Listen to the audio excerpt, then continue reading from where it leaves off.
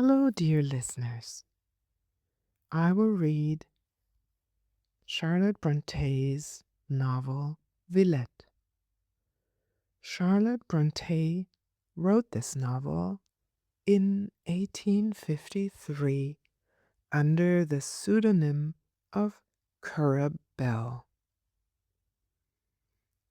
After an unspecified family disaster, the protagonist, Lucy Snowe, travels from her native England to the fictional continental city of Villette to teach at a girls' school where she is drawn into adventure and romance.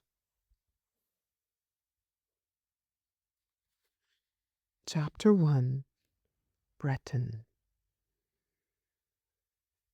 My godmother lived in a handsome house in the clean and ancient town of Breton. Her husband's family had been residents there for generations and bore, indeed, the name of their birthplace, Breton of Breton. Whether by coincidence or because some remote ancestor had been a personage of sufficient importance to leave his name to his neighborhood, I know not. When I was a girl, I went to Breton about twice a year, and well I liked the visit. The house and its inmates specially suited me. The large, peaceful rooms, the well-arranged furniture, the clear, wide windows, the balcony outside, looking down on a fine antique street where Sundays and holidays seemed always to abide. So quiet was its atmosphere, so clean its pavement, these things pleased me well. One child in a household of grown people is usually made very much of, and in a quiet way I was a good deal taken notice of by Mrs. Breton, who had been left a widow with one son before I knew her, her husband, a physician, having died while she was yet a young and handsome woman. She was not young as I remember her, but she was still handsome, tall, well-made, and, though dark for an Englishwoman, yet wearing always the clearness of health in her brunette cheek and its vivacity in a pair of fine, cheerful black eyes. People esteemed it a grievous pity that she had not conferred her complexion on her son, whose eyes were blue, though, even in boyhood, very piercing, and the color of his long hair such as friends did not venture to specify, except as the sun shone on it when they called it golden. He inherited the lines of his mother's features, however, also her good teeth, her stature, or the promise of her stature, for he was not yet full grown, and, what was better, her health without flaw, and her spirits of that tone and equality which are better than a fortune to the possessor. In the autumn of the year, I was staying at Breton, my godmother having come in person to claim me of the kinsfolk with whom was at that time fixed my permanent residence. I believe she then plainly saw events coming whose very shadow I scarce guessed, yet of which the faint suspicion sufficed to impart unsettled sadness and make me glad to change scene and society. time always flowed smoothly for me at my godmother's side, not with tumultuous swiftness, but blandly, like the gliding of a full river through a plain. My visits to her resembled the sojourn of Christian and hopeful beside a certain pleasant stream with green trees on each bank and meadows beautified with lilies all the year round. The charm of variety there was not, nor the excitement of incident, but I liked peace so well and sought stimulus so little that when the latter came, I almost felt it a disturbance and wished rather it had still held aloof. One day a letter was received of which the contents evidently caused Mrs. Bretton surprise and some concern. I thought at first it was from home and trembled, expecting I know not what disastrous communication. To me, however, no reference was made, and the cloud seemed to pass. The next day, on my return from a long walk, I found, as I entered my bedroom, an unexpected change. In addition to my own French bed in its shady recess, appeared in a corner a small crib draped with white, and in addition to my mahogany chest of drawers, I saw a tiny rosewood chest.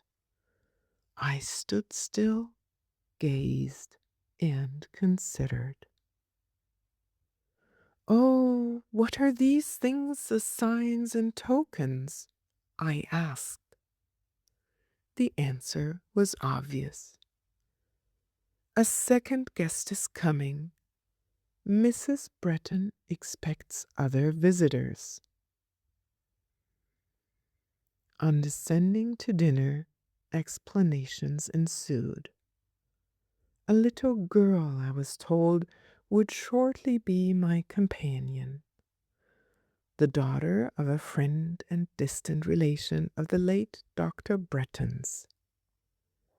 This little girl, it was added, had recently lost her mother, though, indeed, Mrs. Bretton ere long subjoined, the loss was not so great as might at first appear.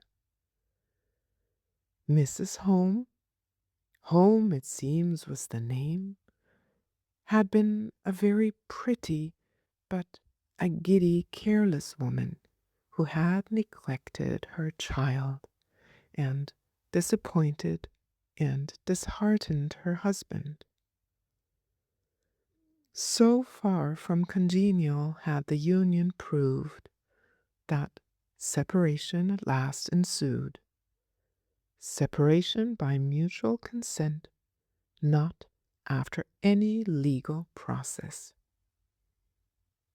Soon after this event, the lady, having overexerted herself at a ball, caught cold, took a fever, and died after very brief illness. Her husband, naturally a man of very sensitive feelings, and shocked inexpressibly by too sudden communication of the news, could hardly, it seems, now be persuaded but that some over-severity on his part, some deficiency in patience and indulgence, had contributed to hasten her end. He had brooded over this idea till his spirits were seriously affected. The medical men insisted on traveling being tried as a remedy, And meanwhile, Mrs. Bretton had offered to take charge of his little girl. "And I hope," added my godmother in conclusion, "the child will not be like her mamma, as silly and frivolous a little flirt as ever sensible man was weak enough to marry.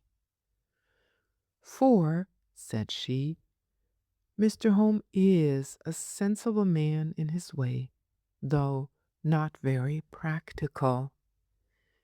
He is fond of science and lives half his life in a laboratory trying experiments, a thing his butterfly wife could neither comprehend nor endure. And indeed," confessed my godmother, "I should not have liked it myself."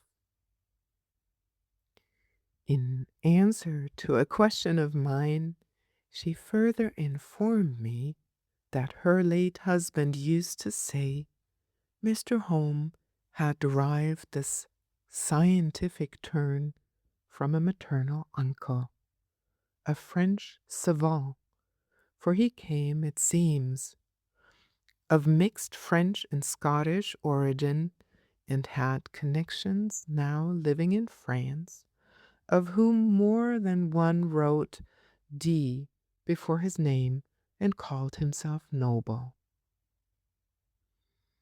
That same evening at 9 o'clock, a servant was dispatched to meet the coach by which our little visitor was expected. Mrs. Bretton and I sat alone in the drawing-room waiting her coming, John Graham Bretton being absent on a visit to one of his schoolfellows who lived in the country. My godmother read the evening paper while she waited. I sewed. It was a wet night. The rain lashed the panes, and the wind sounded angry and restless. "Poor child," said Mrs. Bretton from time to time. "What weather for a journey! I wish she were safe here." A little before 10, the door-bell announced Warren's return. No sooner was the door opened than I ran down into the hall. There lay a trunk and some band boxes. Beside them stood a person like a nurse girl, and at the foot of the staircase was Warren with a shawled bundle in his arms. "Is that the child?" I asked. "Yes, miss." I would have opened the shawl and tried to get a peep at the face, but it was hastily turned from me to Warren's shoulder. "Put me down, please," said a small voice when Warren opened the drawing-room door. "And take off this shawl," continued the speaker, extracting with its minute hand the pin and, with a sort of fastidious haste, doffing the clumsy wrapping. The creature, which now appeared, made a deft attempt to fold the shawl, but the drapery was much too heavy and large to be sustained or wielded by those hands and arms.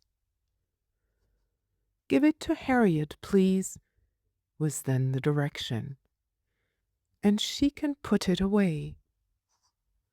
This said, it turned and fixed its eyes on Mrs. Bretton. "Come here, little dear," said that lady.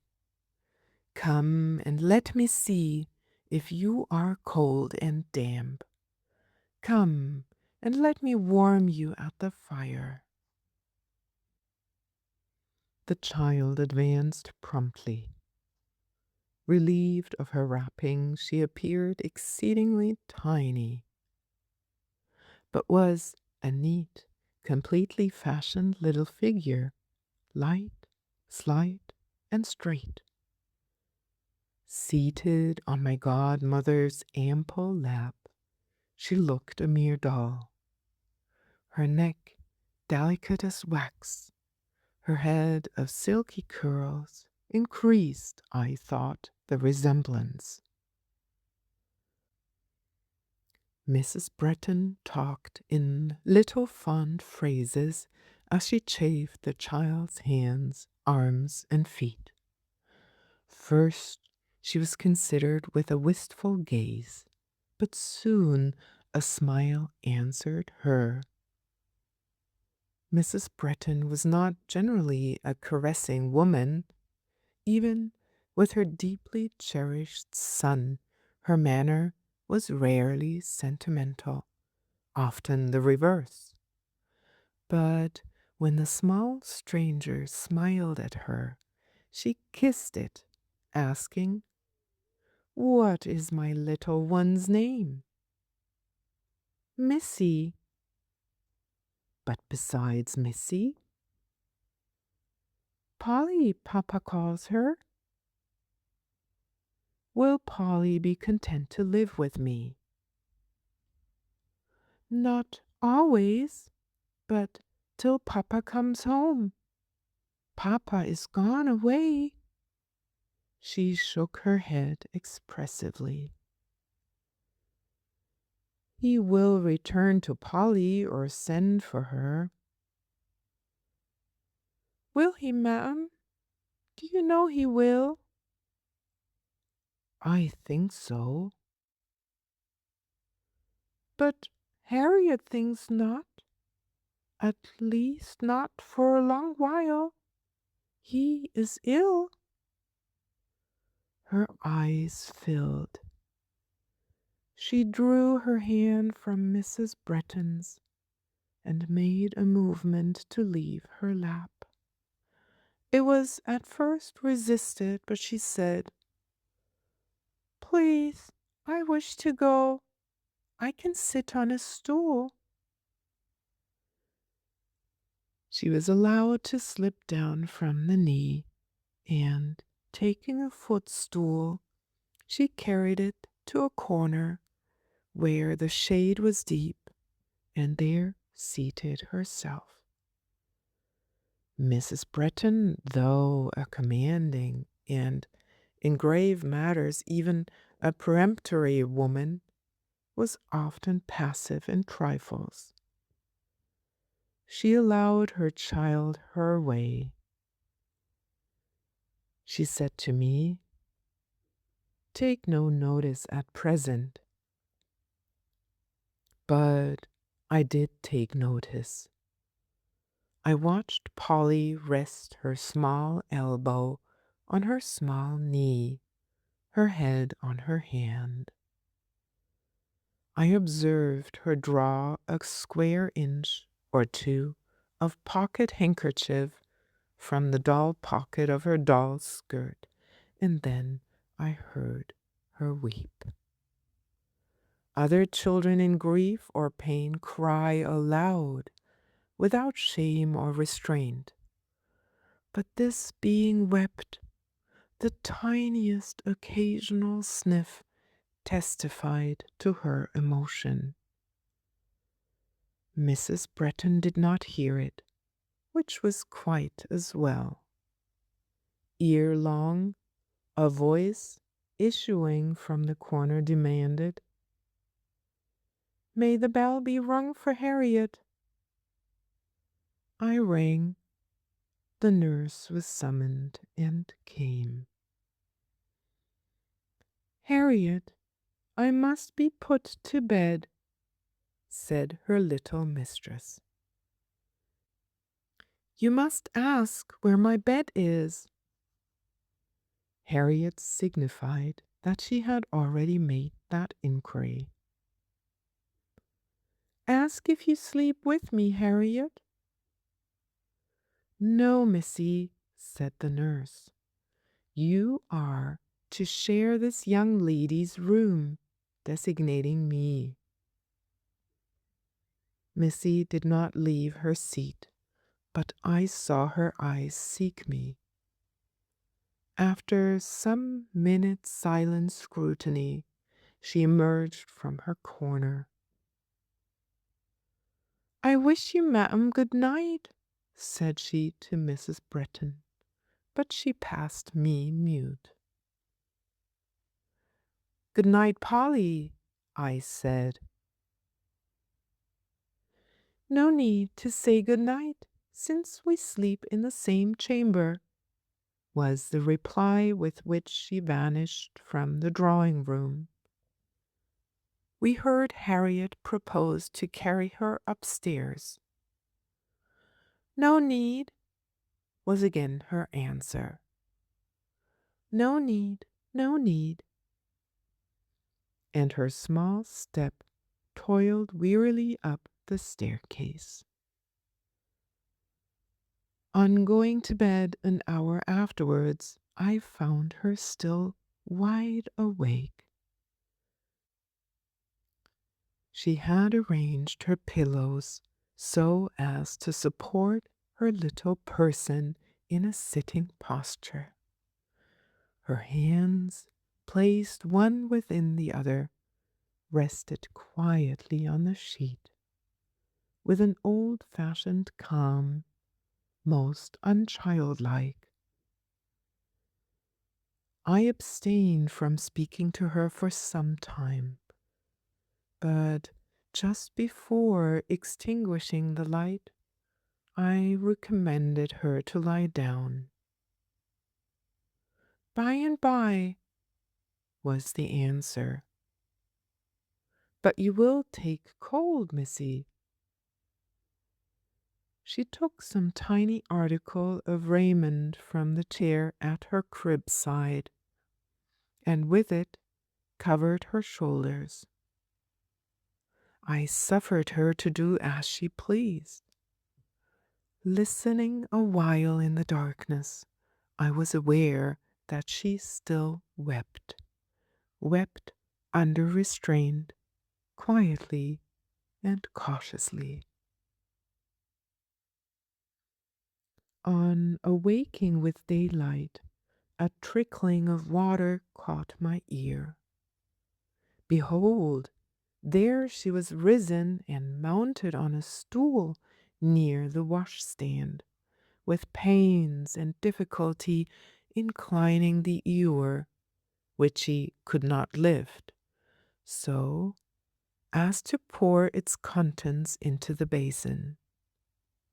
It was curious to watch her as she washed and dressed, so small, busy, and noiseless. Evidently she was little accustomed to perform her own toilet, and the buttons, strings, hooks, and eyes offered difficulties which she encountered with a perseverance good to witness. She folded her night-dress. She smoothed the drapery of her couch quite neatly, withdrawing into a corner where the sweep of the white curtain concealed her. She became still. I half rose and advanced my head to see how she was occupied. On her knees, with her forehead bent on her hands, I perceived that she was praying. Her nurse tapped at the door. She started up. "I am dressed, Harriet," said she. "I have dressed myself, but I do not feel neat. Make me neat." "Why did you dress yourself, Missy?" "Hush! Speak low, Harriet, for fear of waking the girl," meaning me, who now lay with my eyes shut. "I dressed myself to learn against the time you leave me." Do you want me to go?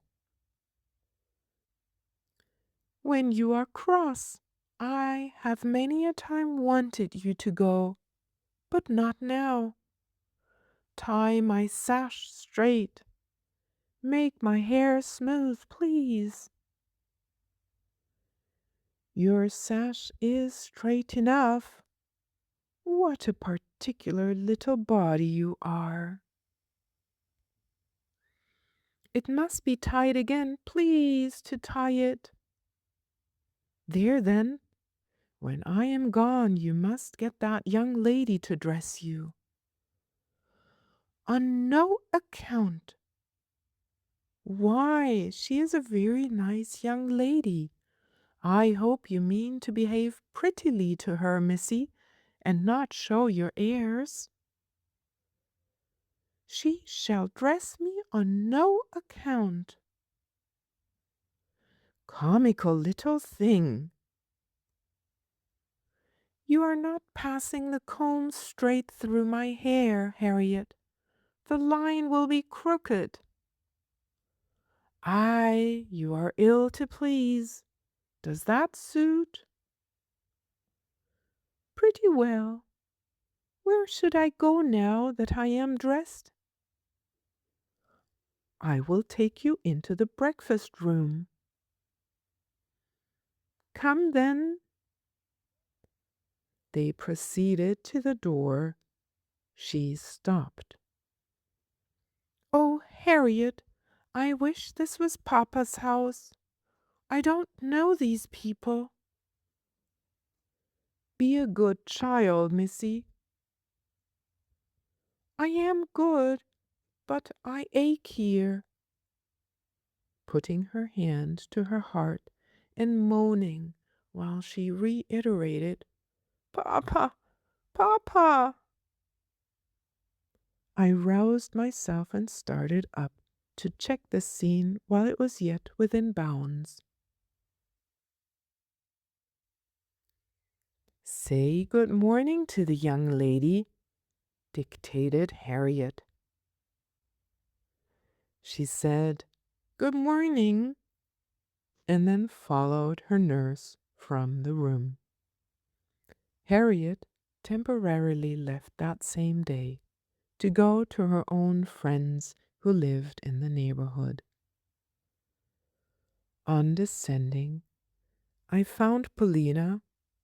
The child called herself Polly, but her full name was Paulina Mary, seated at the breakfast table by Mrs. Bretton's side.